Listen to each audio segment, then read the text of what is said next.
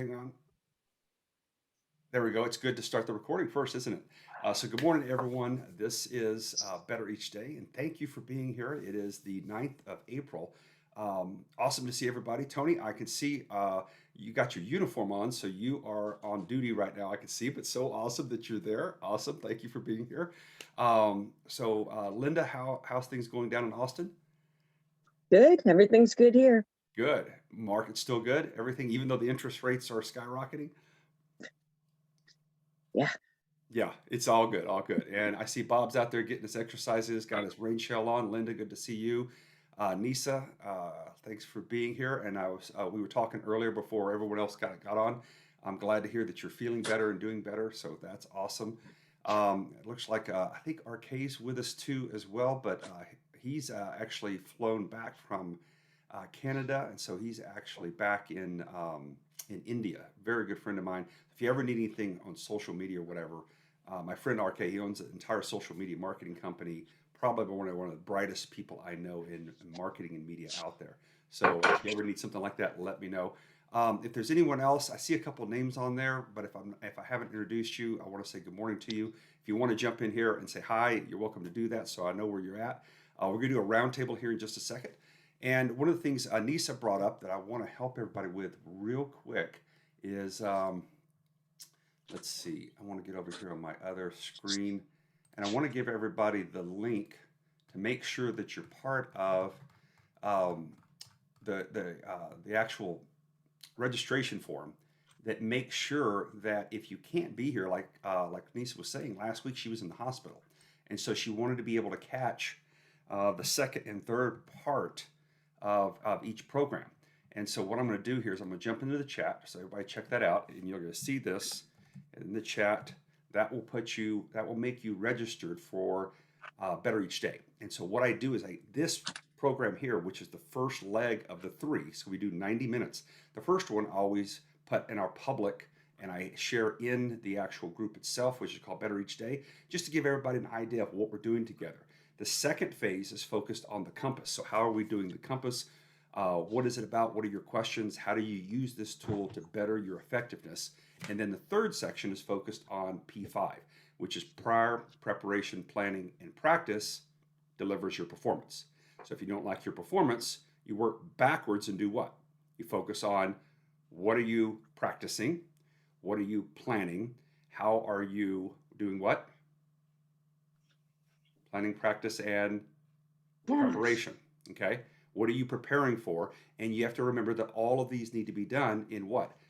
Prior to you engaging whatever it is you want to perform on. So if you don't like your performance right now, what does that mean you can do? You can change it.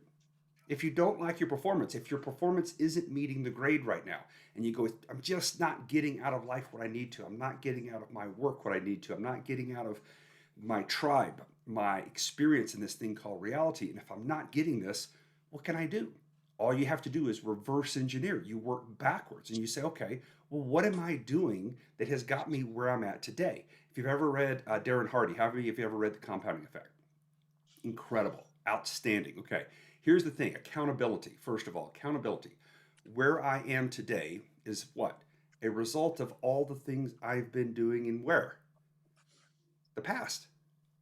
All those things I've been doing, and guess what? Not doing. The failing to plan, failing to prepare, and failing to practice. I mean, think about this. Our coaches, okay, when I used to play football in high school, okay, how good do you think we would play on Friday night, varsity squad? I mean, come on, Texas. Texas is all about Friday night lights, right? If you're not popping pads and banging helmets, you just ain't loving Texas, okay? That's just part of the thing. So, Friday night lights is what I grew up to live for. It's part of being a Texan. I don't know why. It's a little crazy. We just like to knock ourselves silly by banging helmets together. I don't know what that is, okay? It's probably the reason why Texans aren't known to be the brightest bulbs in the box. I don't know. But since I'm a Texan, I can say that. But we love to hit, and I remember growing up watching the Dallas Cowboys and watching number 40. His name was Bates, Bates. And that guy could hit so hard. The guys up in the announcer box, when he would hit them and you hear the pads and the helmets crack, they'd be, oh, because he hit. I grew up wanting to be Bates. I wanted to be the guy on the field that made that solo hit that just dropped the runner or dropped the receiver, you know. And so here's the thing: how well do you think you're going to perform under the Friday night lights if all week you're sitting up in the bleachers? How are you going to perform? And everybody knows, oh, yeah, that's not going to work. Well, where does that performance start? Well, it starts way back, what? Prior to the season.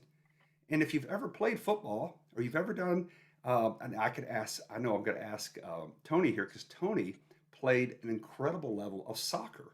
And Tony, so I'm going to pull you out here. How often did you guys run when you guys are playing soccer to go at that level of competition? Every stinking practice would start with a long run, and then at the end of practice, it was sprints. It was sprints, right? And what position did you play when you were playing soccer? I've played everywhere. Okay. So you played midfielder, striker, and the whole 9 yards. Okay, cool. All right. So that is a game of doing what? You guys just run all the time. All the time. Oh my gosh. And so how well are you going to play at your games if you weren't doing the sprints, if you weren't doing all that long running? Makes sense, right? Yeah. So when I played basketball, one of the things we hated, we always got to the end of practice, and then coach always brought up the worst free throw shooter to do double or nothing because every one of us had to shoot our free throws, and it was so many suicides for every free throw shot that you missed. And then the last guy that comes up that you know couldn't hit the side of a barn if you put him 2 foot away from it, okay? He shoots it for double or nothing. And we'd end up with something like, I don't know, 75 or 100 suicides. And if you know what a suicide is, you start at the baseline and you run to the quarter mark, and then you run back to the baseline, then you run to the half court mark and back to the baseline, 3/4 mark back to the baseline, other end of the court and back, and that's one. And so it would take us, I don't know how long. I mean, maybe an hour or more of just sprinting. And our coach played for SMU, so if he saw you slacking and not gutting it out every time you were hitting the court, he would actually throw a metal chair out across the court to actually knock your legs out from underneath you or make you think that he was going to. Okay, so that made you pay attention all the time while you were doing your sprints. And you're like, that's so brutal. How can you do that? But guess what? We played full court press from the rip, and we played it all the way during the game. So we played all the way. As soon as we scored, the other guy got the ball at the other team, we were on them immediately. We pressed them the whole game full court. How can you do something like that? You do something like that because you train and you train and train and you practice and you plan and you prepare and you do it prior to the game. And guess what happens to your performance? When you're doing this, you're not sitting there sucking wind. You're not sitting there dropping down on a knee or falling apart. You are performing at a level of capability that just intimidates the other team, and you do what? You win. And you don't just win. I always like to crack the score. I always wanted to go back. Remember the digital scoreboards in the basketball games? Even the football games, we can't do that in football, but basketball, I always wanted to get to triple digits where you see it go 9-9 and then you go over, right? Now, why wouldn't you want to do that for life? Why would you not want to win at that level? Why not? What does it take to do that? You have got to be willing to plan and prepare and practice. And like Tony said, they started us off with those stinking running at the beginning, okay? So what does that mean you have to do every day? You have to come back to your preparation. You have to come back to a practice, a ritual, a regimen that you begin with every day. I call it prepping the objective. And it's how I do my mental focus. It's my meditation time. It's my time to do my Wim Hof breathing that helps me focus on my breathing in my lungs and do what? Make sure that I'm present, mindfulness of the moment. We've also taught about another program, and the other program is how do we focus on creating a future that is magnetized to where we're at right now. How do we do that? Anybody know? Using Joe Dispenza's program? Yeah, you create the life that you want, and you envision yourself in there. Yeah. It's just it's the visual motor rehearsal. Yes, visual motor rehearsal. All right. Tell everybody what visual motor rehearsal, David, is, so everybody else catches up. Well, it's like when I wrote a post once about the Roger Bannister effect. When no one could break the 4-minute mile, you would die, the doctors said. So what Roger Bannister did. He put a piece of paper in a shoe that said 3 minutes and 58 seconds. Mm-hmm. And once you know that when it was either American Mile, he beat his component or competitor, or the first time, the clock said 3:58 because he imagined himself, just like the Olympic athletes, crossing the finish line. You have the feeling, you know that you're there. Everything in your mind and your heart, you envision what would it feel like to get the win or to have the life that you want. And your brain doesn't know the difference. Yep. So you're already living it. Your brain already thinks you're there, so it doesn't know the difference. So if you imagine it, if you think it, you create it. You think it, you create it. And you use the term correctly where you put yourself inside of your future version. And that's key. Okay. So there's two things you have to understand about psychology and how our imagination works. There's association and disassociation. So think about this with me for a second. If I were to tell you to think about a time in the past that was your favorite birthday. Everybody got it? Now, did you think of that as a picture or as a movie? How many of you thought about it as a picture? Okay, one. All right, how many of you thought about it as a movie? Okay, cool. Now, that movie that you saw in your mind, was it you sitting in like in a drive-in and you're watching the movie on a screen in front of you? How many of you had that experience? How many of you were actually in the movie and you remember being at the birthday party and your friends and family around you, a cake and all that kind of stuff? How many of you had that? Okay, so if you were inside the experience and you could do a 360 and you felt that you were actually inside it, that's called associating or associative memory. Okay, so you're actually inside it. Okay, if you are watching it on a screen, that's disassociation. So you're watching it. Okay, now here's the cool thing I'm going to teach you real quick. If you are having a negative memory or a negative future imagination, notice that when you're inside of the event, the 360, what happens to your physiology? It acts as if you're there. So if you're afraid of a future event like falling off a cliff, have you ever had that dream and you went right off the cliff and what happened to you? Your heart jumped out of your chest and you woke up, right? And you thought you were there and you thought you were going off a cliff, but what was happening? It was in your imagination. Who's had that? Who's had that? Okay. So when you're inside and you're associating inside of the imagination, your physical body will actually jerk and move. You know, when I used to fight all the time, I would have dreams about having these competitive fights. And when I would throw a punch, I would actually wake up feeling my shoulder throw, because that's how you throw the punch, is you throw your shoulder over into the punch to add more pop to it instead of just throwing a punch like this. And I would wake up throwing that shoulder into it because I was actually in the fight. Okay. Now that's how you add emotion to your imagination, is you associate yourself into it. Now that's teaching you an interesting perspective on anytime you want to be part of an event that you want to be inside of, that you want to have the emotional content, then you associate yourself inside of it and do the 360. Okay? You don't just sit back and watch it. There's no emotional content when you're just watching it. Okay? Now, this is a great tool to also help you understand how to deal with negative events in your life.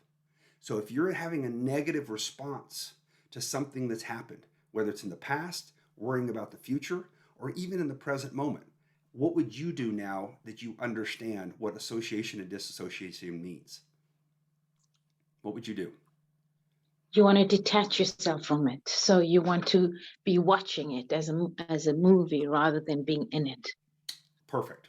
Absolutely, Nisa. So if you are experiencing anything in your life that you feel right now that is causing you to pant, causing you to hyperventilate, causing you to feel fear or feel shame or feel regret or feel pain, okay? All of those things deteriorate us, okay? They release a hormone in us called cortisol. And cortisol actually breaks down, it tears apart our cell structure, okay? It kills us, okay? So if you want to have better life preservation, or you want to help somebody that you see is in pain, you can help them by doing what you and I just did right now, which is, where are you at? What do you see what's going on? Is it a 360? And if it is, then imagine yourself in your car sitting out at a drive-in watching the screen up in front of you. And just like that, the emotional content disconnects. just like that. Wow. That's what everybody's supposed to go right now. Can you do this with me? Wow. Oh, yes. That is wow. That is incredible, okay? People don't understand the power of your mind. You're using it every day, but you've been using it all your life and mostly for creating negative events. How are you going to feel afraid of the future? How are you going to feel about something that didn't happen the way you wanted in the past? And you relive the shame and the blame and the regret and the fear and the anxiety, right? All that's coming right here through this thing called your imagination. And when you've had enough, when you have had enough, you get to decide. The Creator gave us this ability. You get to say, well, that's enough. And you can step right out of the event and sit back and go, is this really helping me in my life? And you can make a good evaluation now because you're looking at the event up on the big movie screen. And you can say, yeah, no, that's a memory of something that I probably don't have the total perspective of. And even if I do, does it serve me? Does it serve me to be my better version, to become better each day? And you get to ask the question. And if you say no, guess what? Get in your car, literally, think about it. Get in your car, in your imagination, and leave the drive-in. You don't need the screen. You don't need the event. You don't need it continue over and over again. It's not making you better. It's hurting you. Now, flip it back around. Now that you know how good you are an expert at creating, using your imagination to create how your body feels about an imaginary event, past or future. So why can't you bring that into your present to help you become better each day? Why not? Why not flip the negative self-talk, the negative imaging, the negative movies, and learn to take the positive part and see yourself in that future event. See yourself in that future version of yourself. Be as you wish to seem. As you know, that's what Aristotle taught us. He taught young Alexander. And Alexander's life became what? He became Alexander the Great. Why? Because when he was 13 years old, the smartest guy in Greece at the time came to be his teacher, his mentor. And Aristotle taught him what Plato had taught him that was taught to Plato by Socrates. Be as you wish to seem. Be in your mind the version of yourself you wish to seem. And live in that future version of yourself as often as you can, but especially during your morning ritual.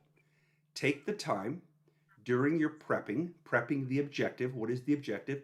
To be as you wish to seem. To be that better version of yourself that in 10 years from now, you want to become, so that what? So that when you become that better version, you are aligned to reach your life outcome. That gravestone trophy of your life that you've always wanted to become. Does that make sense? Does everybody follow me?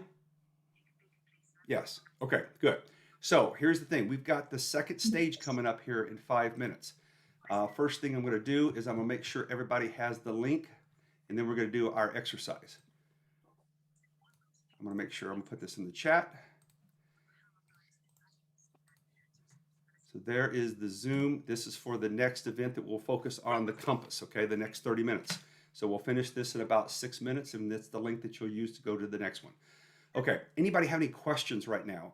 Actually, I was going to see, Gare, are you with us still, my friend? I see you online.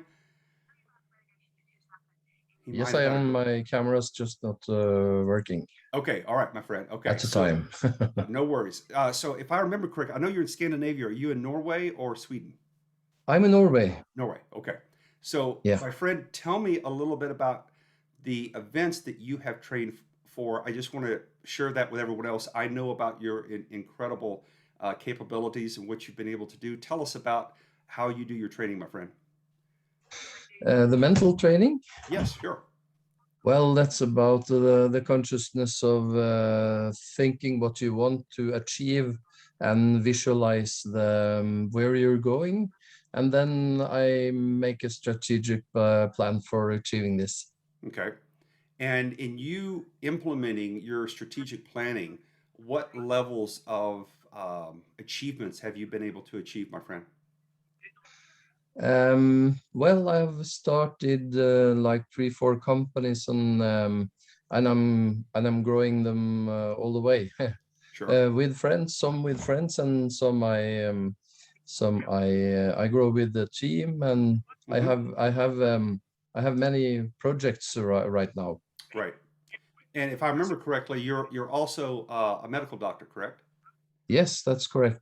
So you are already very busy seeing patients every day, and yet on top of that, you're running how many startup companies? Um, 3 at the moment. Three at the moment. I love that. Yeah, Just three at yeah. the moment, right? And somewhere along the way, you've done some pretty incredible things from an athletic standpoint. Tell us about that.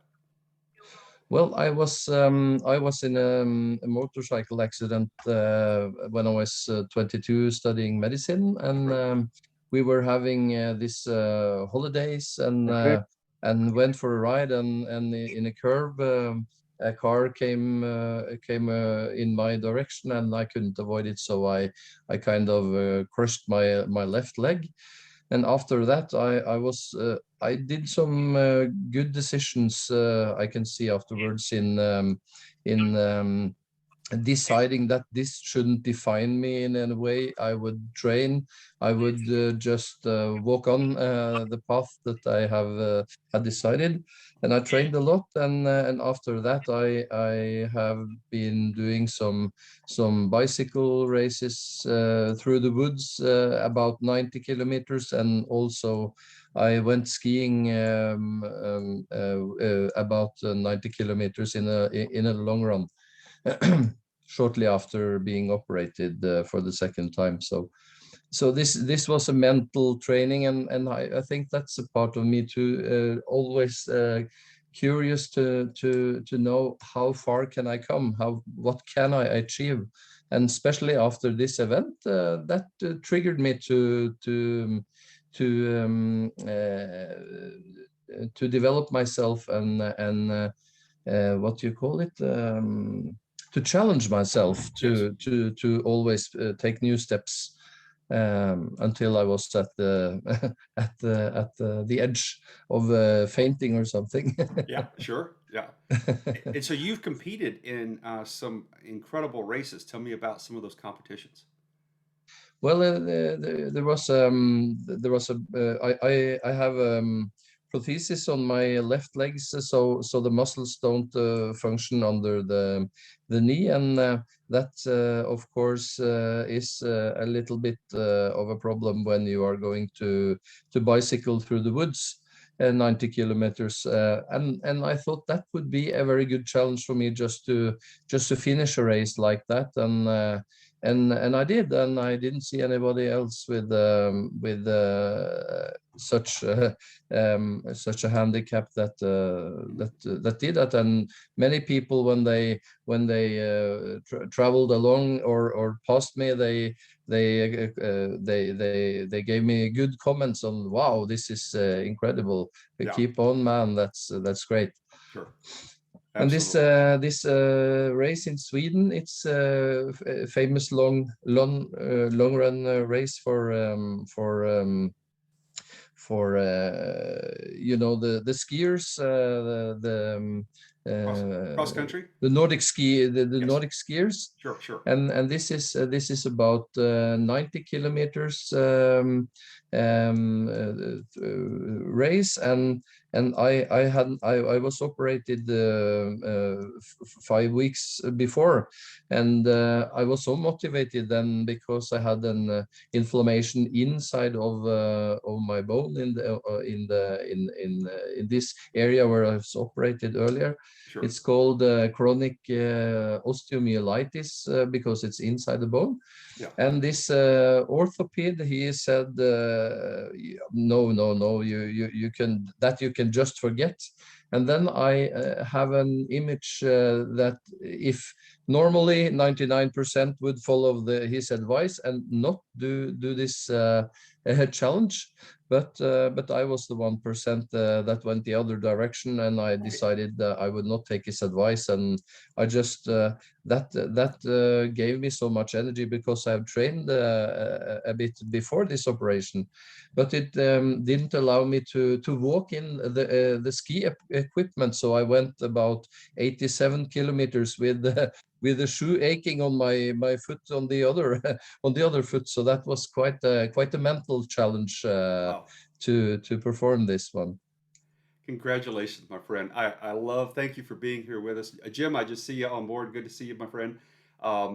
Gear, I just wanted to say thank you for being with us today. I know it's a totally different course. time. Let's see, it's 7 o'clock here on the west coast of the US. What time is it there in Norway? I'm now at 16 in the afternoon, Okay, all right, about 4 o'clock. Good. so that was no problem. I just saw the invitation. I went spot on. So, but Awesome. I'm sorry about this camera didn't work. We're happy to have you here. Thank you for your motivation and your insights. I don't know when you sleep, but you know, that's fantastic, my friend. I'm just happy that you're here with us, and thank you for sharing your motivation and the fact that you keep doing the Roger Bannister thing, breaking barriers that everyone else thinks you can't do, and you keep saying, why not? You know, that's a different question. Instead of saying why, you say, why not? Boom, changes everything. Make So, some good stories, yeah, some absolutely. inspiring Good stories to like you share with said. others. Yes, Good stories for the fire pit. That's awesome. Okay. Yeah. So thank Thanks. you each for being here. We're going to jump to section 2. So in the chat, if you use that Zoom link, we'll be on the section. So I'm going to close this one down. I'll see you back there in 30 seconds. Okay. Thank you for being here.